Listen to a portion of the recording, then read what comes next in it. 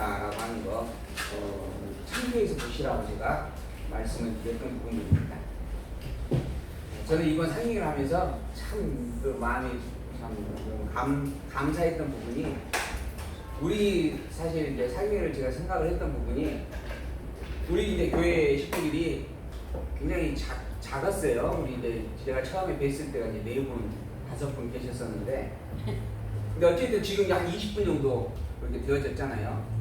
예, 그러니까 이제 이렇게 서로 이렇게 또 융화가 좀 있을 부분들이 필요하겠다라는 생각이 좀 들었고, 서로 마음을 좀 이제 하나로 그 중심이 같다라고 하는 부분을 확인할 수 있으면 좋겠다라는 생각이 들어서, 저는 사실 우리 성도님들을 위해서 필요하다 이렇게 결정을 했던 부분입니다. 근데 그 행사 기간 동안 내내 우리 성도님들이 정말 한 분도 빠지지 않고 거의 다 나오셔서 함께 공부를 하셨다라고 하는 것에 너무 감사했고, 두 번째로는 우리 희망교회가 그렇게 연약했던 희망교회가, 아까도 처음에 예배 드리기 전에 말씀을 드렸던 부분이지만은, 이 귀한 장소를 지키고 있음으로 말미암아서 광주 지역에 말씀을 갈구하는 분들에게 또 귀한 처소로 우리가 공급을 해줄 수 있는 그러한 부분이 되어졌다라고 하는 것에 참으로 감사하다라고 생각이 들었습니다. 더불어서 중요한 것은 우리가 가지고 있는, 또 우리가 확증해 가고자 하는 그런 진리에 대한 고백이 정말 분명한가, 분명하지 아니한가. 즉, 제가 여러분들과 지금 말씀을 나누고 있는 이 내용들이 이 조장현 목사라고 하는 나의 주장일 것인가, 아니면 그렇게 또한 성경을 보는 다른 분들과 공유가 되는 부분이 있는가, 이런 것들을 좀 객관적으로 확인을 좀 하십사라는 부분에서 제가 계획을 했던 그런 부분들이었습니다. 근데 어쨌든 너무들 열심히 또 들어주시고 살펴주셔서 감사한 일이었다 하는 걸 오늘 이 시간 먼저 대신해서 제가 말씀을 드립니다. 자, 오늘 이제 본문 들어가 봅니다. 요한복음 주보를 보시면 요한복음 1장, 아버지께로 오심에 의해서 성취되어진 사건을 기록하고 있다. 요한복음 1장에서 11장까지 말씀, 그리고 아버지께로 가심에 의해서 성취되어진 내용을 기록하고 있다. 요한복음 12장에서 21장까지의 말씀의 내용입니다. 우리가 직임과 신분과 사역과 본성이다 그랬어요. 마태복음은 예수님께서 가지고 있는 3가지 직임을 중심으로 이래서 예수님이 그리스도다. 우리 목사님께서, 강사 목사님께서 하셨던 이야기죠. 하나님은 보이지 않는 존재다. 보이지 않는 것을 믿는다라고 하는 것은, 이거는 굉장한 어려움이다. 믿는 그것은 내가 확증하고 신뢰가 가짐으로 말미암아서 믿어지게 되어지는 거예요. 근데 보지도 못하고 만질 수도 없는 일인데 그걸 믿는다라고 하는 것은, 그거는 너무 어려울 수밖에 없는 일이다라고 하는 거죠. 근데 우리가 믿는 그 믿음의 딴 대상이 신인데, 이 신 하나님이라고 하는 존재는 보이지 않는 존재입니다. 볼 수도 없는 존재입니다. 그래서 그러한 분을 우리가 믿는다라고 하는 것은 참 힘들고 어려울 수밖에 없는 일인데, 그 믿음을 하나님께서 어떻게 우리에게 갖게 하시는가라고 하는 거죠. 좀 바꿔 말하면, 우리가 정말 하나님이 살아계시다라고 하는 것을 어떻게 확증할 수 있느냐, 누구에게든지 당당하게 하나님 이래서 살아있다라고 말할 수 있는 근거가 뭐냐? 정말 예수님이 하나님의 아들 그리스도가 틀림없느냐? 예수님이 이 땅에 직접 인간의 몸을, 인간으로 이 땅에 오신 분입니다. 한 시대를, 33년이라고 하는 시대를 살다가 이 땅을 떠나신 분입니다. 실존 인물이에요. 그러니까 예수님이 이 땅에 있었다라고 하는 것은 부정할 수 없는 일입니다. 그 예수님이 그러면 왜 이 땅에 오셨으며, 더불어 그 예수님이 과연 그리스도가 맞느냐? 과연 하나님이 맞느냐? 하나님이 보낸 하나님의 아들이 틀림없느냐? 라고 하는 것은 무엇을 우리가 알 수 있느냐라고 하는 것이 이제 숙제가 되는 거죠. 그걸 풀어내기 위해서 하나님께서는 구약 성경을 통해서 약속하였던 약속의 내용들을 통하여 직임, 예수님 그리스도라고 하는 직임으로 주어졌던 사건들을 명명하여서 그걸 통하여 예수님이 그리스도를 증거해 주었다라고 하는 겁니다. 그게 마태복음이다라고 하는 거죠. 아브라함과 다윗의 자손으로 오셨는데 그분에게는 왕의 직임이 있었고, 선지자의 직임이 있었고, 제사장의 직임이 있었다라고 하는 거죠. 당신이 천국의 왕이라고 선포하였고, 그리고 천국의 왕의 증거를 직접 행하셨고, 말만 내가 왕이다라고 해봤자 의미가 없어요. 근데 그 말과 함께 그 권능이 드러나지면 우리는 인정할 수밖에 없는 겁니다. 그 능력까지 보여주셨어요. 그리고 마가복음에 바로 들어가서 하나님의 아들 예수 그리스도에 대한 이야기를 시작하겠다라고 말씀을 합니다. 마태복음 1장 1절은 아브라함과 다윗의 자손 예수 그리스도에 대한 계보로서 이야기하겠다라고 하는 말씀인데, 마가복음 1장 1절은 하나님의 아들의 신분을 가지고 있는 예수 그리스도를 너희에게 증거해 주겠다라고 말씀하는 거예요. 그래서 예수님의 본질이 하나님의 아들이시다라고 하는 것을 확인을 해주면서 시작이 되는 거예요. 그분의 신분이 하나님의 아들이다라고 하는 것입니다. 그 하나님의 아들이 인간의 몸을 입고 이 땅에 오셨다. 우리 눈에는 인간의 몸으로 입은 그것만 보여지지만은 실상 그것은 하나님께서 우리에게 당신을 나타내기 위한 하나의 사건일 뿐이다라고 하는 겁니다. 그의 근본은 하나님이시다라고 하는 겁니다. 그 근본이 하나님인 것을 무엇을 증명해 주는가? 다시 하나님으로 돌아가심으로 보여주는 거죠. 그래서 하나님으로부터 오신 비하되어지는 신분, 그리고 다시 하나님의 권세로 회복되어지는 승리의 신분을 증거해 주는 것에 마가복음의 내용입니다. 그래서 마가복음의 특징이 뭔가 말씀드렸잖아요. 모든 내용이 다 표적 중심이다. 이 능력들이 인간으로 살 수 없는 능력들인데, 그러한 능력들을 끊임없이 반복해서 표현하여 확인해 줌으로 말미암아 이래서 예수님은 하나님의 아들이 틀림없다라고 선포하는 내용이 마가복음이다 하는 겁니다.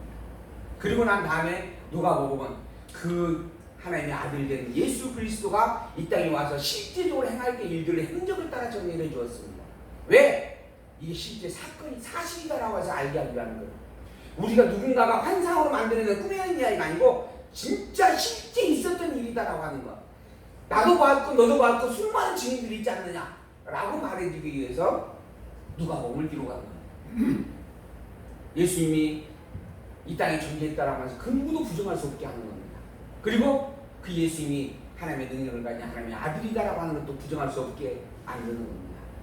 왜 그랬는가? 그분만이 우리의 모든 죄를 대속해 줄 유일한 그리스도가 되어지기 때문입니다. 그래서 제가 늘 말씀드리는 부분이 뭔가?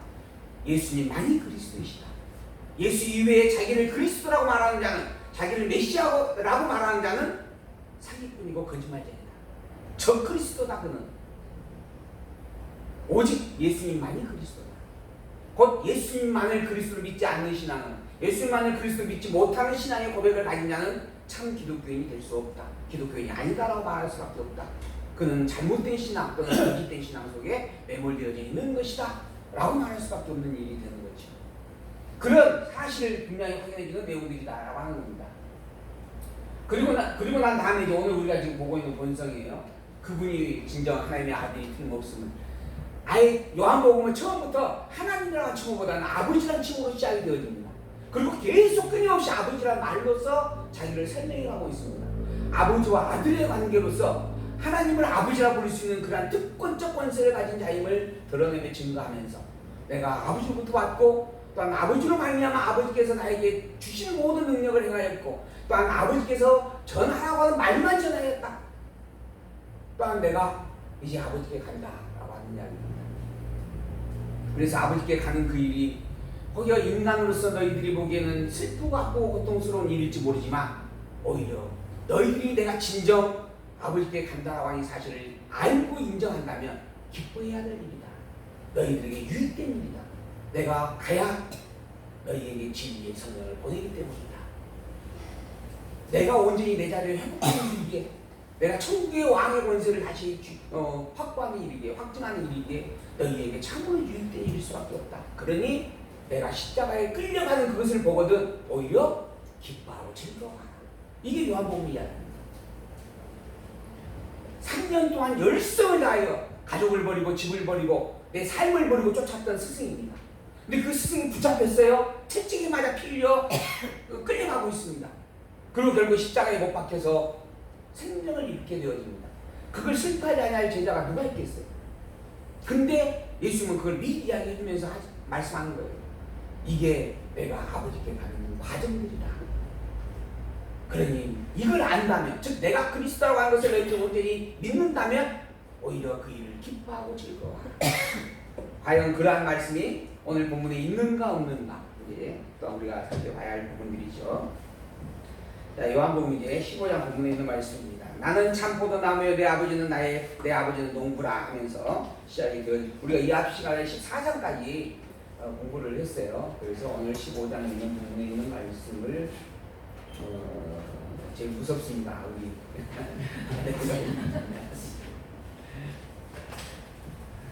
15장 본문 1절 봅니다.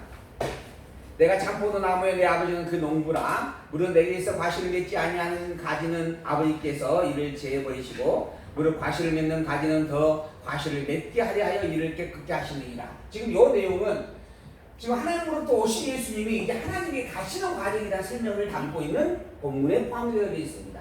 하나님께 가신다라고 하는 부분을 무엇으로 생각하시는가? 먼저 준비를 하시는데 제자들에게 교육을 합니다. 그리고 제자들을 격려를 해요.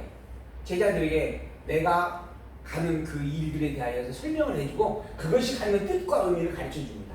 이 십자가라고 하는 이 사건이 절망과 아픔의 사건이 아니다라고 하는 것을 가르쳐주기 위해서 그 교육을 하고 격려를 해주는 거예요.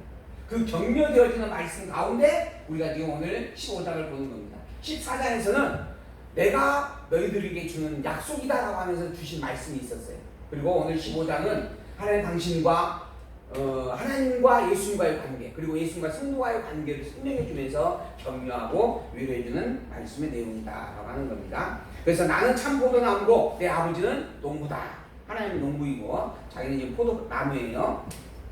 그리고 내게 있어 과실을 맺지 아니하는 가지, 나와 함께 내 몸에 붙어 있지 아니하는 가지는 열매를 맺을 수가 없죠. 나와 함께 있으면서 과실을 맺지 아니하는 가지는 아버지께서 이를 제해버리시고 무릇 과실을 맺는 가지는 더 과실을 맺게 하려 하여 이를 깨끗게 하시느니라. 하나님이 열매 맺는 과실의 나무를 준비하신다라고 하는 거죠.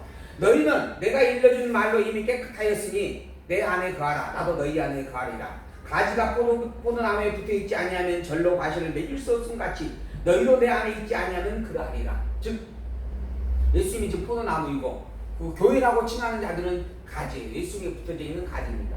즉 예수님으로 말미암아 그리스도의 생명을 가진 자를 우리는 성도 이렇게 칭하는 거예요. 이 성도라고 하는 이름을 가지고 불리는 자들이 있습니다. 근데 진정한 참된 성도는 예수님의 몸에 붙어있는 가지가 참된 성도입니다. 그리고 그 가지만이 열매를 다시 맺을 수가 있어요. 그 가지에서 이미 이렇게 영양분을 공부하지 못하는 가지는 썩은 가지죠. 그거는 잘라질 수밖에 없는, 버려질 수밖에 없다라고 하는 거죠. 더불어서 그 가지에 붙어 있어야 열매를 맺게 되어지는 겁니다. 포도나무 가지가 포도나무에 붙어 있음으로 열매를 맺는 것이지, 포도나무 가지가 전정이 돼가지고 밖으로 몸에서 떨어져 나가게 되어지면 그는 그냥 그 불쏘시개가 될 수밖에 없습니다. 그래서 그 나무에 붙어 있다라고 하는 것, 그것을 지금 설명을 해주고 있는 거예요. 그럼 붙어 있는 것이 어떠한 것인가? 내 안에, 즉 예수 그리스도 안에 거하면 된다라고 하는 겁니다. 예수 그리스도 안에 거하는 자가 예수 그리스도와 함께 있는 자요, 예수 그리스도의 가지가 맞다라고 설명을 해주고 있는 거죠. 그리고 그런 가지는 열매를 맺게 되어진다라고 하는 겁니다. 나는 포도나무에 너희는 가지니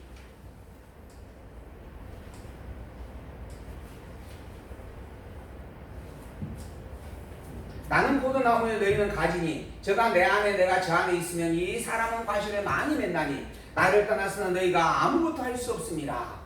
포도나무 가지가 열매를 맺을 수 있는 것은 포도나무에 붙어 있어야만 가능하다라고 하는 설명을 다시 해주는 거예요. 즉 예수 안에 있는 자만이 성도로서의 합당한 열매를 맺히게 되어져 있다. 나를 떠나서는 아무것도 할 수 없다.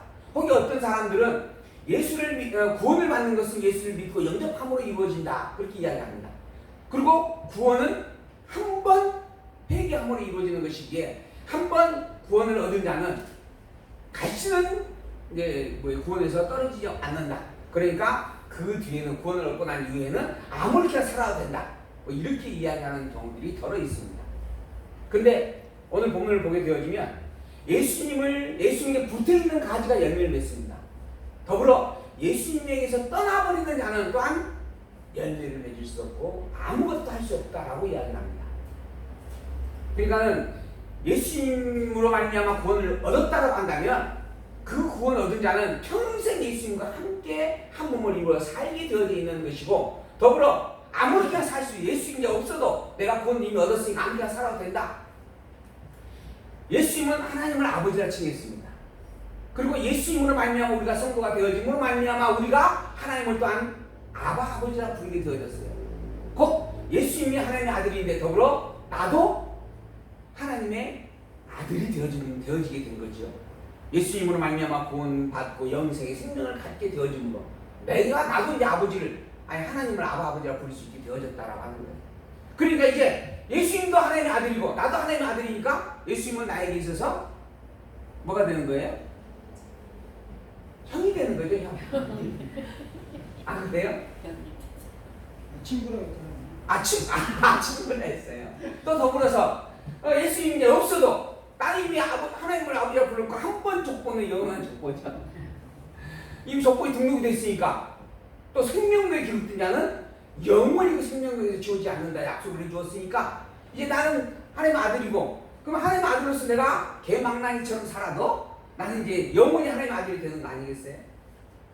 그렇게 생각하는 일들이 덜어 있다는 거죠. 근데 오늘 본문을 보면 내 안에 거하지 아니하면 아무것도 할 수 없다. 나를 떠나서는 아무것도 할 수 없다라고 이야기합니다. 무슨 말인가? 예수님의 가지가 되어져 있는 자는, 즉 예수님에게 붙어 있는 자는 예수님에 붙어 있는 그 상황 안에서 구원의 열매와 천국의 삶을 누리게 되어져 있는 것이지, 예수님에게 구원받을 때만 필요하고 구원받기 위해서는 필요 없다라고 그렇게 구별되어질 수 있는 성질이 못 된다라고 하는 겁니다. 근데 그 속된 한국교회 중에 그 구원파라고 하는 그 교파가 하나 있었어요. 지금도 있지만은 그곳에서 이런 이야기를 주장을 했어요. 구원 얻을 때는 오직 믿음으로만 구원 얻지만 구원 얻은 이후에는 자유로움을 얻는다라고 하는 분의 의미들이었죠. 근데 사실 우리가 생명을 누리고 우리가 하나님을 부를 수 있는 것은 하나님이 계시고 예수님이 계시고 예수님 안에 내가 있음으로 가능한 겁니다. 이 예수님에게서 내가 떠나버리면 나와 하나님은 아무 상관이 없는 상태가 되어버리는 겁니다. 그래서 한 번 구원 얻은 자는 영원한 구원을 누린다라고 하는 구원의 확증을 칼빈이 이야기했던 거예요. 그러나 한 번 얻었다라고 하는 구원이 결별될 수 있다. 이게 알미니안주의자들이 주장했던 내용들입니다. 왜 그러는가? 성도라고 하는 존재가 구원을 얻었지만 구원 얻고 난 이후에도 아직 이 땅에서 살아간다라고 하는 거예요. 살다 보면 인생은 실수하고 또 넘어지고 범죄할 수도 있는 거예요. 그러면 그 넘어짐과 범죄는 뭐냐? 이미 구원 얻을 때 모든 죄가 다 용서되어졌는데 그럼 구원받고 난 이후에 지은 죄는 어떻게 되는 것이냐? 이게 숙제가 된 겁니다. 그래서 구원받고 난 이후의 죄는 또 회개해야 된다? 아니야, 회개는 한 번밖에 안 하는 거니까 그럴 수 없다? 그러니까 그럼 자유롭다? 그럼 자유롭다라고 한다면 아무렇게나 살아도 되는 것인가? 요거 갖고 이제 그냥 싸우게 되는 거예요.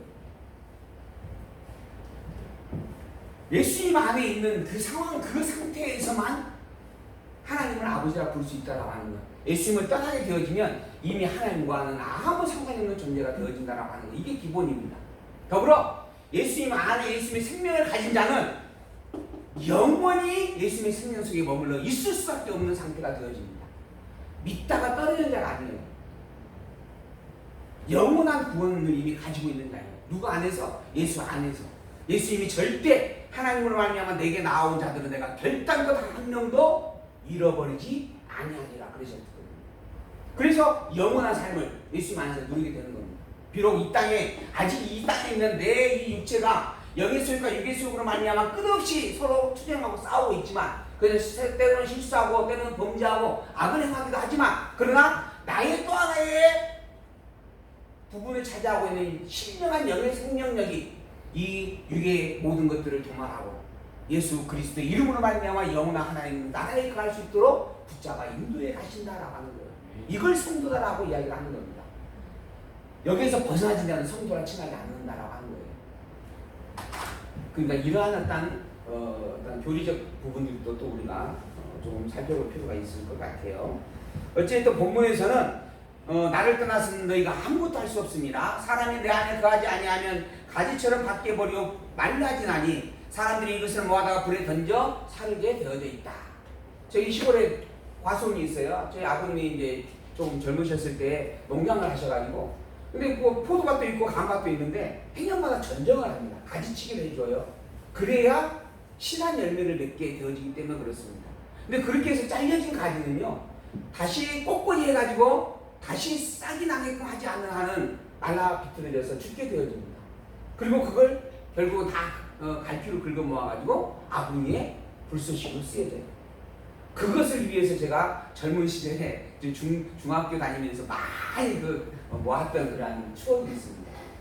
학교 끝나기만 하면 전쟁에 놓은 가지들을 주워 모아서 같이 해가지고 묶어서 정리를 해 놓으면 그럼 나중에 이제 그걸 다 집으로 옮겨가지고 겨울 내내 불쏘시로 썼던 그런 기억이 있어요. 그렇게 죽어버리는 존재가 된다라고 하는 겁니다. 그 가지에서 잘려지게 되어지면 오직 예수 그리스도 안에 머물러 있는 자만이 참된 성도다라고 하는 이야기죠. 너희가 내 안에 거하고 내 말이 너희 안에 거하고, 그러면 예수 그리스도와 함께 거하는 것은 무슨 의미가, 무슨 뜻인가? 어떻게 하는 것이 함께 거하는 것인가? 예수 그리스도가 주신 말씀을 붙잡고 말씀대로 믿고 사는 것이에요. 그게 예수님 안에 거하는 일입니다. 내가 예수님의 이렇게 배를 열고 그 속에 들어갈 수 있는 건 아니잖아요. 그럼 함께 거한다라고 하는 것은 무슨 뜻인가? 너희가 내 안에 거하고 또한 내 말이 너희 안에 거하는 것이다. 그러면 무엇이든지 원하는 대로 구하면 된다. 그리하면 이루어질 것이다. 너희가 과실을 많이 맺으면 내 아버지께서 영광을 받으실 것이요 너희는 내 제자가 되리라. 과실에 대한 부분을 설명하는데, 더불어 이 모든 것들이 하나님의 말씀 또한 예수님께 주신 말씀을 붙잡고 말씀에 순종하며 사는 일에 함께하는 일이다 라고 설명을 해주는 것입니다. 또한 더불어 아버지께서 나를 사랑하신 것 같이 나도 너희를 사랑하였으니 나의 사랑 안에 거하라. 내가 아버지의 계명을 지켜 그의 사랑 안에 거하는 것 같이 너희도 내 계명을 지키면 내 안에 거하리라. 똑같잖아요. 내 계명, 즉 이 계명이라고 하는 것은 예수님께서 주신 말씀들이에요. 구체적으로 계명이 뭔가 또 설명을 해줄 겁니다. 내 계명, 내가 이것을 너희에게 이름은 내 기쁨이 너희 안에 있어 너희 기쁨을 충만케 하려고 내가 이 가르침을 주는 것이다. 내 계명이 뭔가 설명해 주죠. 12절에 내 계명은 곧 내가 너희를 사랑한 것 같이 너희도 서로 사랑하는 것이다. 예수님께서 우리를 사랑해 준 것처럼 우리가 서로 사랑하는 것, 성도와 성도의 교제를 이루는 것이 예수님의 말씀을 붙잡고 사는 일이다. 즉 예수님 안에 거하는 일이다 라고 하는 겁니다. 예수님께서 하나님의 말씀을, 하나님의 뜻을 따라서 이 땅에 오셨습니다. 그리고 하나님의 뜻대로 당신의 생명을 내어주셨습니다. 그게 예수님의 삶이었습니다. 그리고 그것이 그리스도의 본분임을 말씀으로 가르쳐주었습니다. 그 말씀을 붙잡고 예수님이 그리스도구나, 하나님께서 보내신 하나님의 아들이구나, 그리고 나의 모든 죄를 대속해 주는 참된 구원자가 틀림없구나 라고 믿고 사는 것, 그 예수님의 그리스도 되심을, 예수님께서 행하신 그리스도의 증거들을 내가 본받아 누리며 사는 것, 그게 사랑하는 일입니다. 혹시 이 사랑을 가지고 이웃의 불쌍한 자를 도와주는 것, 가난한 자 긍휼을 베푸는 것, 이것으로 이야기하는 사람들이 있어요. 근데 본문의 사랑은 그게 아닙니다. 하나님이 당신의 아들을 보내고, 그리고 그 아들로 하여금 너 내가 명하여 원하는 모든 것들을 그대로 이루어라 한 대로 아들이 하나님의 뜻을 행하였던 것, 그리고 그 뜻대로 당신의 그리스도이심을 증거하여 천국 복음을 선포해 주었던 것, 그 복음을 붙잡고 예수님을 그리스도로 믿고 살아가는 삶, 이게 사랑하는 일입니다. 사람의 친구를 위하여 자기 목숨을 버리면 이에서 더 큰 사랑이 없나니 너희가 나의 명하는 대로 행하면 곧 나의 친구라. 이제부터는 너희를 종이라 하지 아니하리니 종은 주인의 하는 것을 알지 못하지만은 너희는 친구라 하였노니 내가 내 아버지께 들은 것을 다 너희에게 알게 하였으니라. 이게 종과 친구는 전혀 다르다라고 이야기해요. 다르다라고 하는 설명입니다. 종이란 주인이 그냥 시키는 것만 하는 것이에요. 속된 말로 표현을 하면. 근데 친구란 주인의 뜻을 다 공유하고 그 뜻을 알면서 행하는 자가 하는 겁니다. 그런 의미로 지금 설명을 해주고 있는 거예요. 예수님께서 무슨 생각을 가지고 이 땅에 오셨으며, 예수님께서 무슨 의미와 뜻을 품고 이 땅에서 살아가셨으며, 예수님께서 행하신 그 일들이 무엇을 위한 일들이었는지를 분별하고 살피는 것, 아는 것, 그게 성도가 예수님의 친구로 예수님 안에 머물러 사는 일이다라고 하는 겁니다. 그럼 예수님께서 뭐 하셨는가? 당신의 몸을 내어주셨습니다. 죄 덩어리인 우리를 위하여서 당신의 생명을 십자가에 내어주셨습니다. 왜 그랬는가? 왜 그랬어요? 사랑이 너무 많으셔서 그랬죠? 안 그래요? 물론 사랑이 많으셔서 그랬습니다. 그러나 본질적으로 보면 하나님이 약속한 약속을 당신이 이루기 위해서 그렇게 했다라고 하는 거예요. 하나님께서 그렇게 이미 약속하였고 약속한 대로 이루어라라고 예수님을 보내셨고 그게 하나님의 뜻인 줄 아니까 그대로 행하였다라고 하는 거예요. 그 하나님의 뜻을 그대로 행하는 것처럼 너희도 예수님을 본받아 하나님의 뜻을 그대로 살피며 행하며 살아가라. 이걸 말씀해 주는 거예요. 이게 진정한 사랑이다라고 하는 겁니다. 그래서 내가 내 아버지께 들은 것을 너희가 다 알지 않느냐라고 말씀하는 거예요. 천국 복음을 알지 않느냐. 그 천국 복음은 뭐예요? 예수님이 그리스도다 이 말입니다. 너희가 나를 택한 것이 아니요 내가 너희를 택하여 세웠나니. 우리가 예수를 믿은 게 아니에요. 우리가 성도가 된 게 아닙니다. 하나님께서 예수를 보내시고 그 예수님이 우리를 불러 성도가 되게 하신 일이다. 이는 너희로 가서 과실을 맺게 하고 또 너희 과실이 항상 있게 하여 내 이름으로 아버지께 무엇을 구하든지 다 받게 하려 함이니라. 내가 이것을 너희에게 명하면 너희로 서로 사랑하게 하려 함이니라. 이 두 가지 이야기가 나옵니다. 너희가 나를 택한 것이 아니고 내가 너희를 택하여 세운 것이에요. 왜 그랬는가? 너희로 하여금 과실을 맺게 하기 위해서 그런 것이다. 이게 과실을 맺는 것도 내가 열심히 노력하여 맺어지는 게 아닙니다. 예수님께서 맺어지게 해주시는 일이다라고 하는 거죠. 본문을 보면 또 너희 과실을 항상 있게 하여서 항상 있게 해주겠다는 거예요. 왜 있게 해주시는가? 내 이름으로 아버지께 무엇을 구하든지 다 받게 하기 위해서 그런 것이다. 즉 예수님의 이름으로 하나님을 향하여 구하는 그 기도를 하나님을 하여금 들어주게 하기 위해서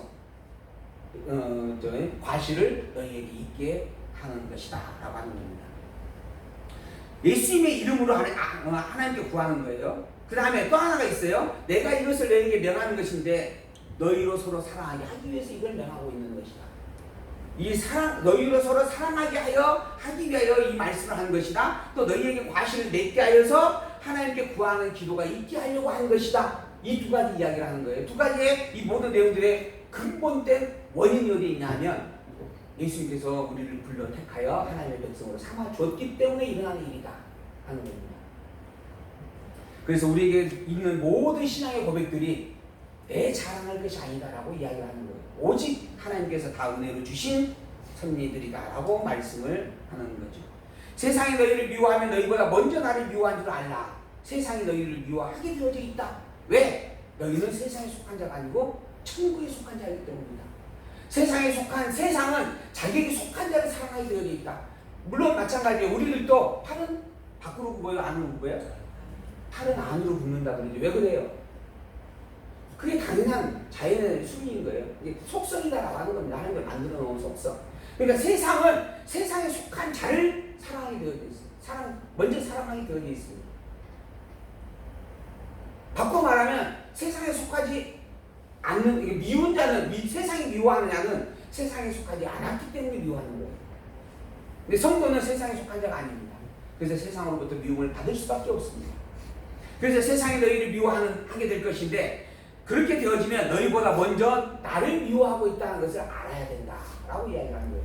이게 세상으로 말하면 너희가 핍박을 당하고 공고함을 당하고 대적을 당한다라고 하면 세상이 나를 미워해 먼저 이렇게 생각할 것이 아니고 이렇게 나에게 미워하는 감정을 드러내는 것은 저들이 예수 그리스도를 배척한 자이기 때문이다. 이걸 먼저 알라라고 이야기를 하는 거예요. 너희가 세상에 속하 있으면 세상이 자기의 것을 사랑할 터이나 너희는 세상에 속한 자가 아니요 도리어 세상에서 나의 택함을 입은 자다.